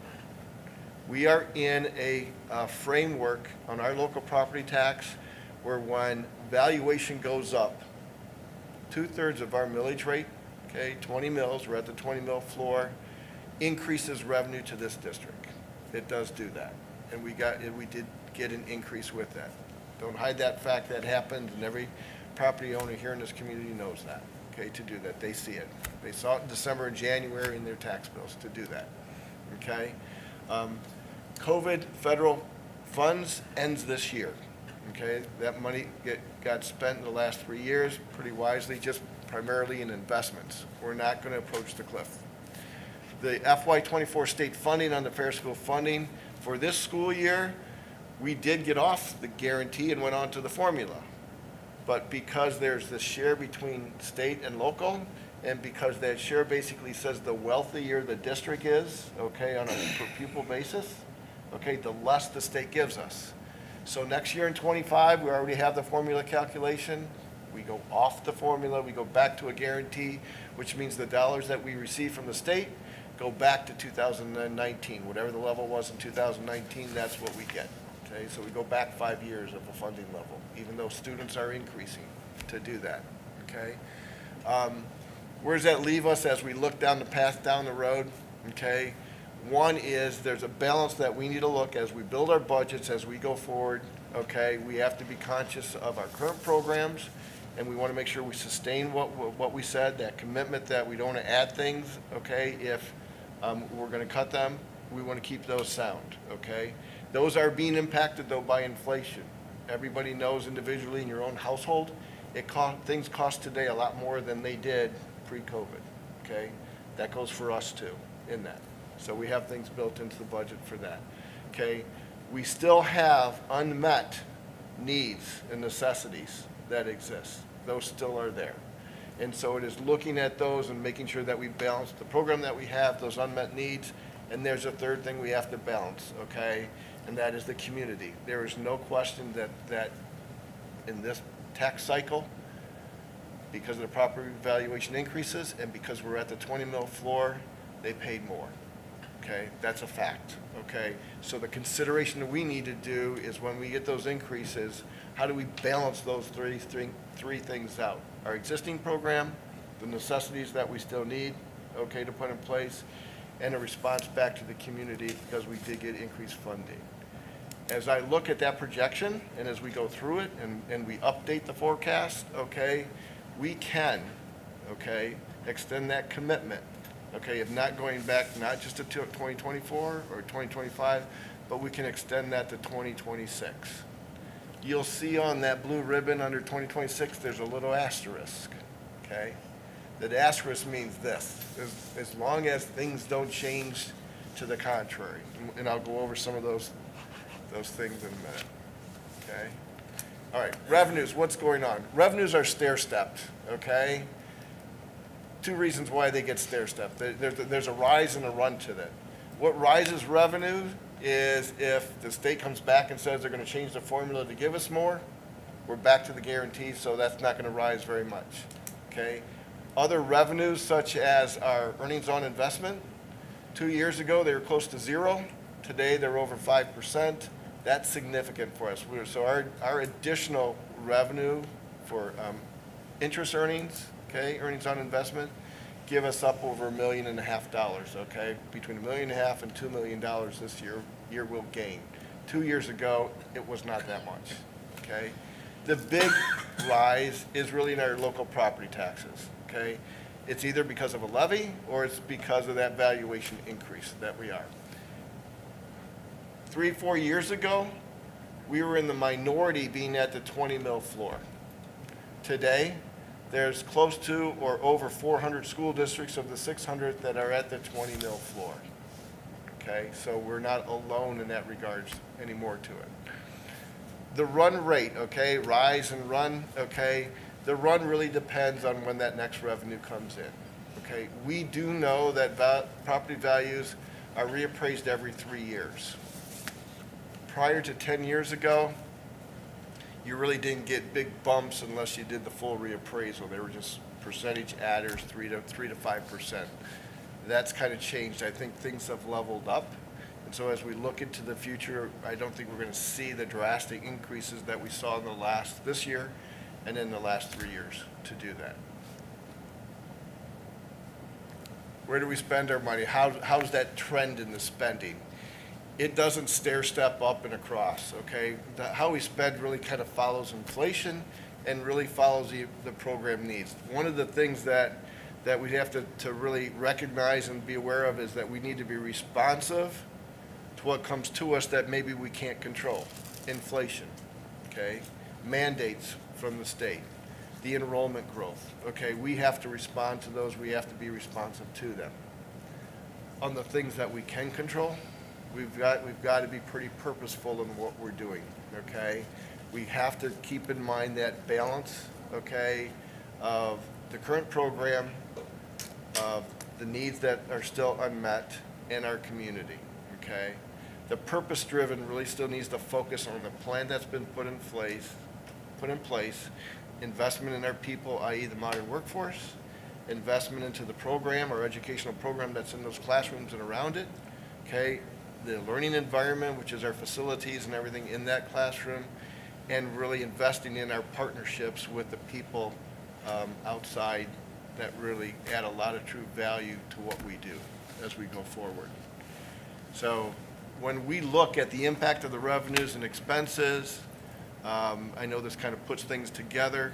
I know, Mr. Patton, in the past, you looked at our balances and that the number of days our ending balances can last us. Typically, we want to make it about 2 months. And, you know, the confidence that we can go into 26, okay, is because that's where our balances are. What starts to happen in 26, though, is we start breaking even of revenue and expenses. So that's why we have to start looking at, okay, do we have to go after additional funding, okay, with it? It's too early to tell, but projections right now is it's safe to look at not before 2026. The asterisk on that was the challenges, opportunities, and what's kind of uncertain coming at us, okay? So the state, because of this property valuation, not just in Clermont County, but around the state goes up, there is a property tax review committee that is looking at what needs to change on property taxes, okay? So in one side, people are calling it property taxes. In my chair, I call it funding schools, okay? So it's what perspective you look at. Fair school funding formula. We are at a guarantee. When you go through the calculation of that funding formula, it calculates out less than the guarantee. Somewhere up the road, is the state going to say, hey, we're not gonna give you that guaranteed amount of 2019 anymore. Here's the formula. We may reduce revenue to you. That's a concern we have to be about. The enrollment growth, you heard Mr. Foltz talk about the projections where they're at. So it's not just about the growth in total numbers, but you know, the needs of those students that come to us, okay? You've heard Mr. Foltz talk about the workforce and that whole supply and demand. The fact is there are less people in that pipeline, okay? That's not, we can call it a projection, but when you look at existing pipeline, there are less people in that pipeline to go into education. The other thing to look at is our local economy and what's going on. There is a lot of construction, okay? Is that yielding us additional revenue, okay, as we go forward, okay? And the last thing is, you know, the future reappraisals. I don't believe that what we had this year is gonna repeat itself 3 years up the road, okay? They've come to a level of where they're at, where the sales values are, and that was the intent to do that. So there's a story of some challenges, opportunities, and uncertainties, but there's also some good news that we got the additional revenue. We've been spending things in the right manner. We're not going off the cliff, okay? And we could kind of give back a little bit to the community to extend when we need to come back to them for additional revenue. So I ran through that. I apologize that it was fast and probably didn't give you a chance to question anything, but. But if we can pause here, though, if you have questions before I begin. Any? Sounds exciting. Sounds Good. encouraging. I will say, Mr. Romano, I appreciate the transparency piece. I appreciate the explanation, how you dive into these things and how you're constantly mindful of our spending. Because that's what we have to do to our constituents is that we have to make sure that we're spending taxpayers' money and we're being very fiscally sound with that money. So I appreciate that. I think you set the tone on January 5th when you said we weren't going to spend unless it was necessary. And then the next thing that really was done is on a high level, is the board adopting the aspirations and the vision of where we want to go. And when you can connect how we spend our funds and what we put in place and understand that what we do has to be purposeful towards getting to those aspirations. So we only want to spend what's necessary as we go forward. And again, I appreciate the fact that you explain that we're not just spending money for the sake of spending money. Yeah. We're trying to blaze new trails here and to get into a good direction. So thank you for that. Thank you. So you guys heard of the book, Everything I Needed to Know I Learned in Kindergarten? Well, we're going to take you back there for a few minutes. You can all think about Apparently when we're you were in kindergarten. We know when Dan was in kindergarten, when he graduated from high school and what the classrooms looked like. I see him in that picture. You see him right there, little Danny. And you see what a classroom would have looked like when I started. Once Dan was completely graduated, I came in a few years later and started kindergarten. And you can see my classroom there playing the Oregon Trail on the computer, because that was about all that you did with computers. You played a game, the Oregon Trail, or we had a deer population game where I learned about survival of the fittest. And then you see the kindergarten class of our graduates of 2024. These 2024 grads are the unique grads. They're our first wolves. They started as wolves as 6th graders. And now they've made it to the big house. They are the senior class. And they started kindergarten in 2011. I want you just to think about the pace of change from when Dan was in kindergarten to when he graduated, what really changed about education. And from when I started kindergarten to 1992, what really changed. And then think about just what's happened since 2011, when iPhones hit the scene, when the amount of computing capabilities was in everybody's pocket that was equivalent to NASA level computers back in the day. Think about how their lives have changed, the pandemic that they went through, the change in how America is not as united as it used to be maybe back in the 70s and 80s and 90s. Think about what they've gone through and how rapidly things have changed and what's expected of them. We just got news at the conference that I just attended this week that the Carnegie unit is dead, like that the Carnegie unit is not gonna go any further. So something that's been around 100 years in education is now gone. And so how we will end up getting credits and seat time and all that will change. And so when you think about that, think about our little wolf pups who are now sitting in the classrooms. And it is our goal right now, they're dressed up like little astronauts, or they're the cutest. As we think about what their world is gonna look like, that's what we're trying to do. We are planning for 2030 because our crystal ball we can't even barely think till 2037. But how rapid is change gonna happen for the kids who are sitting in our schools today? I ran into a little student who was dressed up like a teacher from head to toe. She had her leopard dress on, she had her glasses, and her cute little sneakers, because she wants to be a teacher. What kind of experiences do we need to provide for her to help her be able to be a teacher and live out her dream? And so that's really what we're doing as a board and as a whole community. We're trying to crystal ball it, figure out what is needed so that we think big, and yet we ensure that all the little pieces are in place as we go along. We know we're not going to accomplish our vision overnight.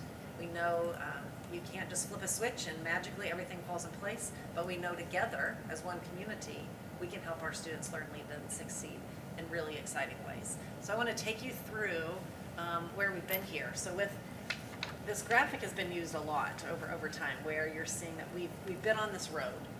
And we know this road has served us well. Our academic performance is up. Attendance, even though it's still a concern, attendance is better. Our student behavior is trending in the right direction. But you can see we had a dip, and we're still recovering. We have not made it back. We have not made it back. And it's become very clear to us, we're not going to get back to that road. We have to get back to multiple roads because we want to ensure that not just some kids are successful in our district, but that all kids are successful.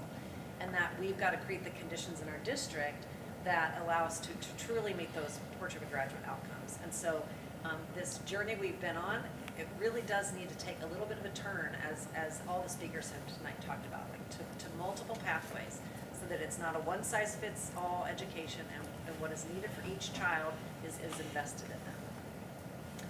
We are committed to building back West Clermont better. I don't think anybody here,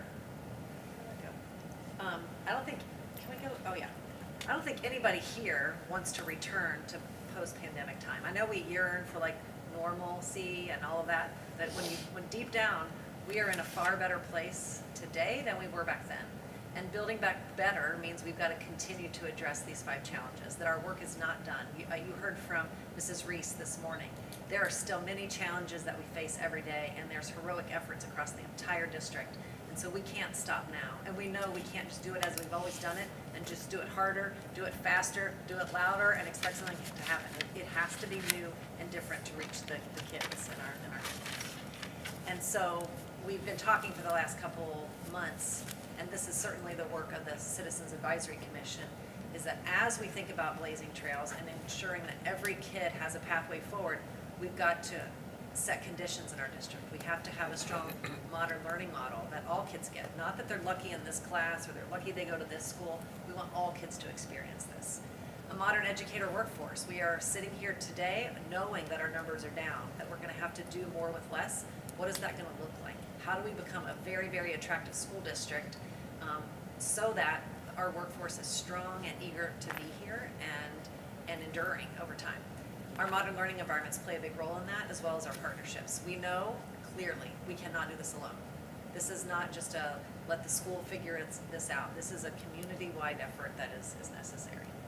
So I take you to the board aspirations. This is just a reminder of what you just recently approved in early February, and it's what we use every day as our, we have our Portrait of a Graduate to be our North Star, and it's in service of ensuring that all of these board aspirations take place.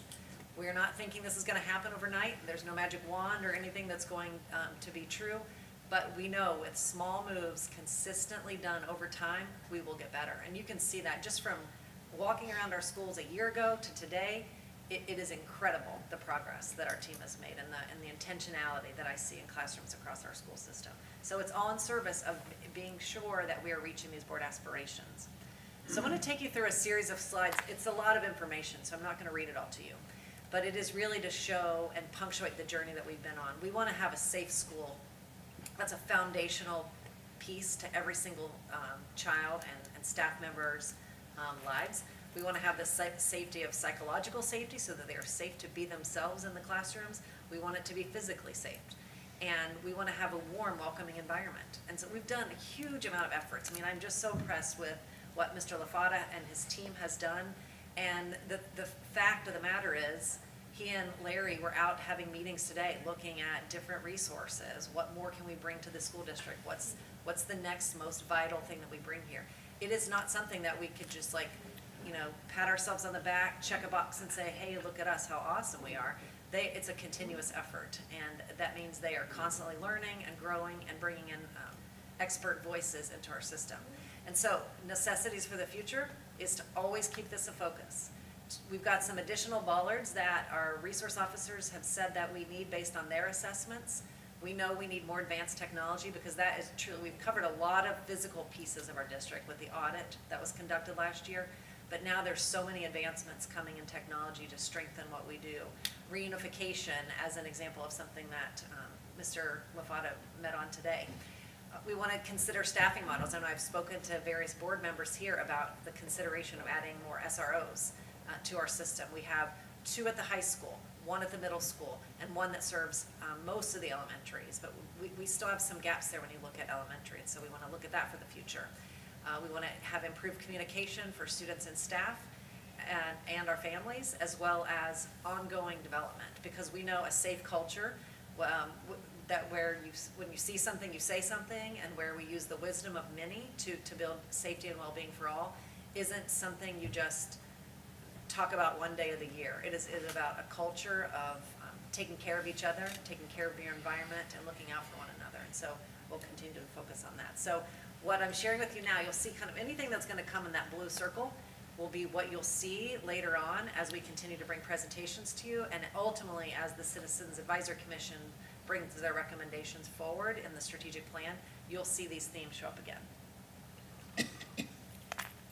For our learning environments, as you know, we've talked about this a lot. We have aging facilities. Some of our facilities are state-of-the-art, absolutely amazing. People from all over the city and state talk about the quality of our facilities. And then we have facilities that pale in comparison. They were built in the 60s and the 80s and don't serve our students in the same way that our modern learning environments do. And what we know is true, that these operational costs, that they increase every day, no matter whether it's the older buildings or the newer buildings. And so we have to be constantly auditing, assessing, being proactive as much as possible so that we're not in reactive mode. And, you know, Mr. Parise has been working with teachers this year to pilot new next-gen classroom technology. And, you know, what is going to be the future? We know we need flexible learning environments. We need our teachers and our students well-equipped with technology and power and Wi-Fi and even beyond laptops. We need to be looking at AR, VR, and all the tools that our students are going to be using in their work professions. And so he's testing that out with several other teachers so that we can build our future plan. So what is required for the future is that we build a district facilities master plan so that we are addressing our spaces that are continuing to explode. Elementary being one of those. That's a bit because of preschool enrollment growth, which also leads to special needs enrollment growth. So when it comes to making sure we have spaces for our English language learners, our gifted students, our special needs students, it requires specialized space and equipment. And when we provide services like mental health services and well-being services, that can't just happen in the middle of a hallway. And so we need very unique spaces to wrap around and do the things like Mrs. Reese talked about earlier that our students need. And so in addition to those unique spaces and getting crowded and dealing with the aging buildings, we've got to also look at what is that classroom technology update going to be. Our students right now, most of them, or a big percentage of our students going to college go to UC Clermont. And if you would drive to UC Clermont today, you would know their campus is more sparse. There's not as many cars on the campus as much anymore because a lot of those students are taking online classes. You'll also go into classes at UC Clermont that are well equipped with technology, where the educator at the front of the room has a station where they can create a model, and people sitting in the classroom can see that model, that demonstration. At the same time, people who are virtual and online can see it. whenever you speak, the camera points right to your voice. It's not just a wide lens angle. And so we need to make sure that our high school students and our middle school students are getting experience that prepare them for that kind of flexibility and openness of a classroom where there's choice. Do I go online? Do I go hybrid? Do I come some days and not others? What does that look like in terms of time management and the tech skills that I need? And if you guys have any questions on any of this, just stop me, because I'll just keep going. How many students do we have at UC Clermont? Well, let's see. I don't have that number off the top of my head. I don't know if anybody in the crowd is more sophisticated with that. We don't know it off the top of our head, but we're a large feeder for UC Clermont. And currently, we have students that are in College Credit Plus that go there now as high school students, but a lot of our kids make that a choice. So I can get that number for you. I just don't know it off the top of my head. I was just curious, because I went there, and Yeah. and it was a great college. They do a great job, and they are very advanced for a smaller community college in technology, and that's why it's like, we're not talking about preparing kids to go off to California or some random place far away. We're meeting down the street. That's how high-tech they are, and we want to make sure that we are preparing kids for that experience. Okay, thank you. Student voice is something else that's been really important for us to elevate. We want to amplify the student voice so that they own their own learning and that they can advocate for their success. So we've done a lot of things. You've been a part of lots of it as they've come here to speak to you at board meetings. Our principals have really taken ownership of having student advisory councils and groups. We've had Shadow a Student days where our staff has gone around and followed a student from the beginning of the school day to the end of the school day just to see what's a day in the life of a student look like. And we want to continue those efforts. And really, I'm so excited to be advertising our State of the Schools event next week where you'll get to see this on a grand scale at the high school. We'll talk more about that later. What we need for the future is to continue to offer these opportunities for our students. We want to develop them as leaders. We want to develop those skills, and we want them to be able to truly influence their educational pathway and have choices. These choices, we want them to be able to meet their personal needs and interests, multiple opportunities to engage in community-based learning through classroom projects, mentoring, and internships. We know that learning beyond the walls is vitally important for high engagement and future success. So we just want to grow what we've started. The team has done an incredible job in pockets making this happen. We want to just make sure this happens for all kids across our system. Staff voice, same thing. We are amplifying staff voice to make sure that they feel heard and valued and seen. And we really have to work on balancing that performance and physical health and organizational health. It's a huge balance that requires attention in both areas that we can't underestimate. And so part of that well-being is learning to collaborate at higher levels. Teachers are so good about just kind of taking it on their shoulders and going, and it's just too much. And we need to leverage each other, collaborate for higher effectiveness. And so I'm very proud of the people who've raised their hands, stepped up, and been part of our Wellness Champion and Wellness Connections program. People who've stepped into leadership roles, who've helped design the new math curriculum. I met with math teachers today, and it was just incredible to see them with their instructional coach, analyzing student data, making plans in their classroom, learning from one another. It was just incredible. When I think about like where they were just a couple years ago with minimal resources in their hands to what they have today, it's overwhelming and yet so sophisticated and what's best for our kids. We also are very proud of our relationship with WCA and hope our ability to step into interest-based bargaining this year and be successful in our negotiations process. We're just very, very proud of that. And what we need to do is continue all these efforts. We want to have additional leadership opportunities and development for our staff. We want to personalize the professional learning. You know, teachers deserve to have the same kind of learning, voice, and choice that we want for our students. So we need pathways for them. We need to continue to bolster resources and support them in their new ways of working and continue to support times and opportunities to focus on collaboration and their well-being. This is a heavy lift in education today, and we want to make sure that our teachers can stand tall and support each other, work together, and be able to accomplish what we set out to do. Family and community voice also is something that's important that we've elevated, and you know, Mr. Gephardt has really focused on this a lot. And what we're most proud of is our ability to, you know, in just a few days from now, we're going to have 100 partners come to an event where we're gonna be celebrating Partners of the Year for every building and for our district. And through every connection that we make, we're either clothing a child, helping them have a pair of shoes, giving them access to food, or we're offering mentoring opportunities or learning beyond the walls. Like, there's so much added value that our partners have brought to us. Through our tool, Community Share, I know you guys have heard about that tool before. We have a student now working behind the scenes, monitoring and managing that tool. And so as teachers need resources in their classroom and they don't find a connection inside of Community Share, that student then reaches out to our partners. And so when I look at what they are learning as students, to be networkers, to be resourceful, and to add value to their community is just absolutely incredible. And I know they'll be featured at our PI event. So for the future, we need to continue to build relationships with our family. We need active participation. This is really not a passive sport. Getting involved with schools in our community, we are really the hub of the community. It's a community gathering place.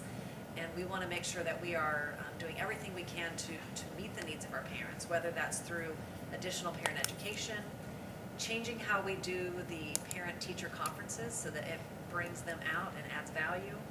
We want to make sure that everyone is aware of our service learning opportunities, volunteering, and ways that they can help. We have so much talent in our school system and so much creativity. We want to be able to connect the walls of our schools. We want to knock those walls down and open up the walls of our community and connect those together. The instructional core, this is vitally important. As you looked at the results today, we are not knocking it out of the park in our core mathematics and literacy in every single grade level. We've made huge strides, and I'm just deeply impressed with our staff and completely inspired by their work. But it's not enough until all students are performing at high levels. And so what we want to do is continue to grow our staff's capacity to help our students reach those high levels.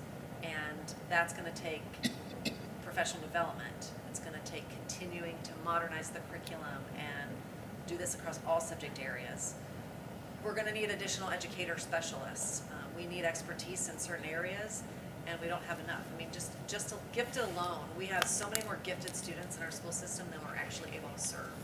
And so as many resources as we've added and as many gaps as we've closed, there are still some very basic things that we are going without that we need to bolster to be able to take our learning to the next level. We also, as you know, we added special. We have 4 days a week. We're still not at 5. And so there's just still some real basic things that we know we can't have overnight, but we need to work toward in our 2030 vision.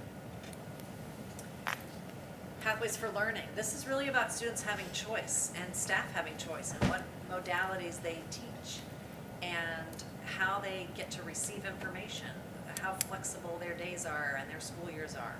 And so we need to continue to evolve this model. We are exploring a lot. I'm so proud of what the middle school and high school has done. Middle school has a whole new schedule coming out for next year. The high school had their more flexible schedule this year that's allowed kids to work, to seek jobs and have internships, be able to get interventions with their teachers, connect with their classmates. I mean, they have done very innovative, creative things. And we want to see this really expand throughout the school system. So it's just going to take more time to set some models so we see some proof of concepts here in our district. I think all of us need to be more innovative in our approach, and we've just got to create some freedom and some space for exploration and experimentation. Specialized programming. We've talked about growing and rising numbers in our diverse learner population. We've added a lot in this area. And we've added enough just to keep up, but to continue to grow and to accelerate learning, we've got some work to do. Additional nurses and equipment needed for our students and their health needs. More professional learning for our staff. And ultimately, there's kind of a theme here. We need additional space, additional teachers, and support staff. We already know right now we need to add 5 special education teachers next year to keep up with the growing population. That's quite a bit in one year. Well-being and mental health. Again, a huge issue. When we surveyed our parents, this was top of the list, and they really do see us as a place to connect them to these resources, that they feel like they really can't do it on their own, and schools play a role in this. And so in order to meet that demand that our parents are asking, we are going to need to add elementary counselors. We're going to need more space, more experts, more support staff, and just to keep up with the enrollment growth. And we know, again, we can't do this alone, so we're gonna have to continue to expand our partnerships. We don't have to be the end-all answer to everything, but we do have to connect our families. We have to play that key role, and that takes a lot of partnerships and resources. So this list, it's an overwhelming list, but here's what I believe about it. As I said, it's not gonna happen overnight. We have to have a bold, clear vision about the future. And if we think about our vision, together as one community, we learn, lead, and succeed. So if we all play our role, from the Board of Education, from my office, to the buildings, to the classroom, to the families, to the community, we will have successful students. And we know we've got some gaps to fill and some more work to do. We're not gonna rest on our laurels. We're not gonna say, oh, we've made some growth, so now we can sit back and relax. We wanna keep barreling on to do what our kids deserve. So what we would like to ask is that people follow us on social media, that they join us for our building tours, donate to our school systems, stay connected by reading our roadmap reports, because we are trying to be as transparent as possible, putting out what we're learning from our engagements and then what we plan to do in the future. There's still room to get involved in the CAT team. That's our community advisory team focused on facilities. We had 30 people, I think, show up at our first meeting. There's room for 60, so we absolutely have had 60 people tell us they were interested. We just haven't had 60 people show up yet. So there's still room. There's a seat for you if you would like to be a part of the CAT team. And obviously, volunteering opportunities. It opens your eyes when you're able to be in our schools and see it for yourself and roll up your sleeves and help. And so we just, we can't thank the volunteers enough for all that they do. And finally, what I'll do is just one more commercial. We will have our State of the Schools event. It is a showcase of our student work. It's an exhibition, and it's all about student learning. So I think this is one of the first examples that I've been a part of in my 6 years here of putting learning and showcasing learning at the center of what we're doing. So this event will start at 6 o'clock.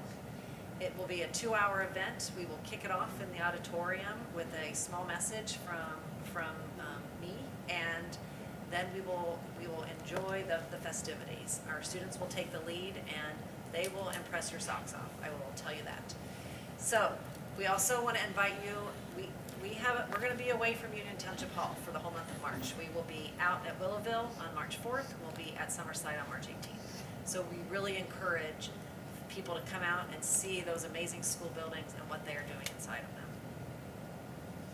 So great things happening in West Clermont. So I'll take a breath. Any questions or comments about what's to come? I know it's very overwhelming. It's a lot, and I don't expect you to take it all in. We'll be talking about this over the next several months, but it kind of gives you a forecast as to what we've learned as we've listened to our staff, as we've listened to our stakeholders, and started to research and put kind of some plans in place for the future. One comment, go ahead, Tina, you're fine. Sorry. I will say that I will have to relook at all of this again because Yes, you will. It's a lot. you blazed through this like a trail. It's a lot. And so, but I will have additional comments once I look at it more in depth. Yeah, and just a reminder to everybody, when we do our work sessions, we will continue just talking about this. So this will be the conversation between here and all the way into the summer. So there will be lots of time to talk and process, because it's overwhelming. And as I said, we're not gonna do this overnight. We're not gonna start all this tomorrow, but it is a plan for 2030. So we'll have to, pace ourselves. So one thing that I took from this, hearing your message, is that there's plenty of room for our community members to get involved. And I'll reiterate what I said at our special meeting with the individuals, on Monday, is again, there's plenty of room for those wonderful candidates to get involved to do something. And we encourage them. So while we're wanting to pay attention, be fiscally sound of our money, we also need volunteers to be involved to see truly, as Dan says, to pull the curtains back and look to see what we're doing. And so we encourage the community to get involved.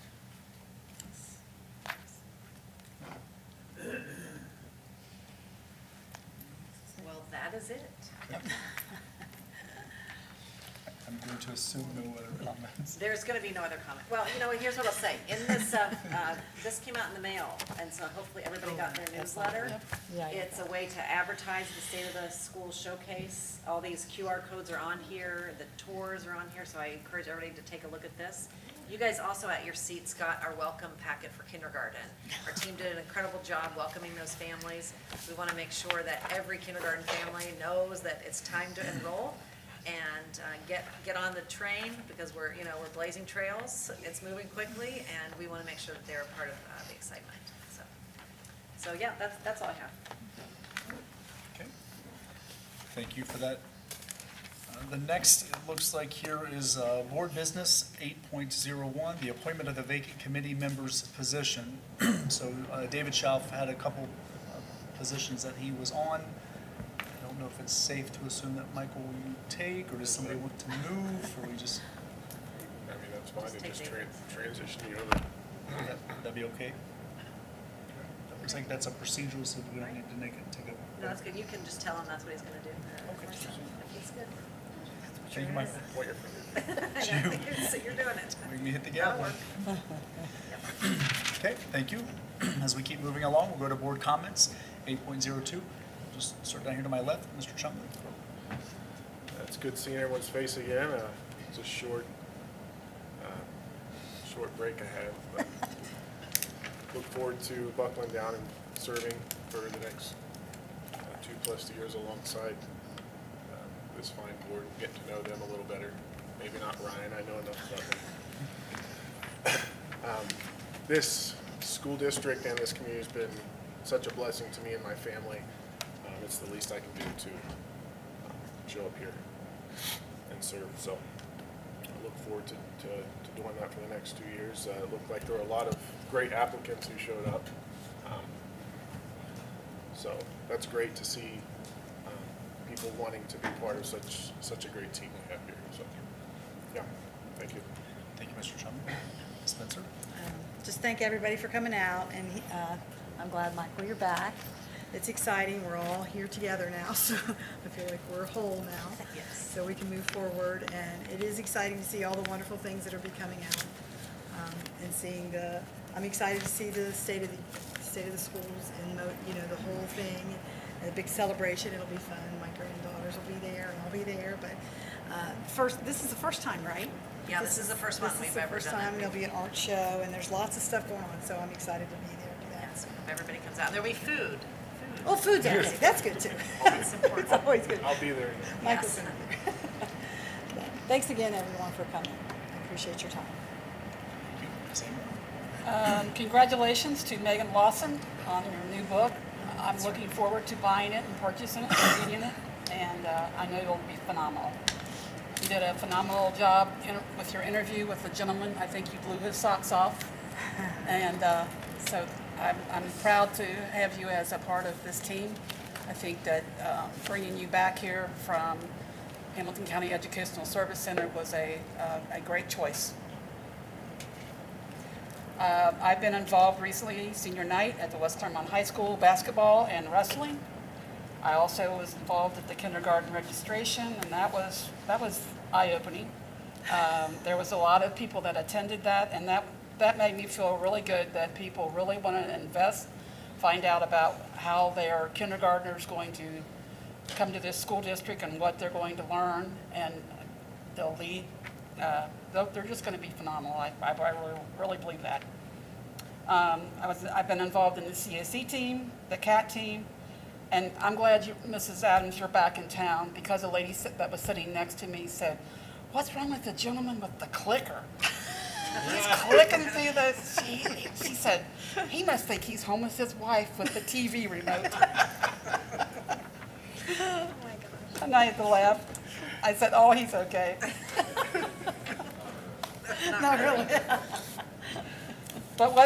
But there was one thing that opened my eyes, and that was the overcapacity at WT Willowville and Clough Pike. I didn't realize that we were over capacity, so that really opened my eyes. And I wrote it down, and I started on my notes that I need to go back and really look at the slide presentation and see what we really need.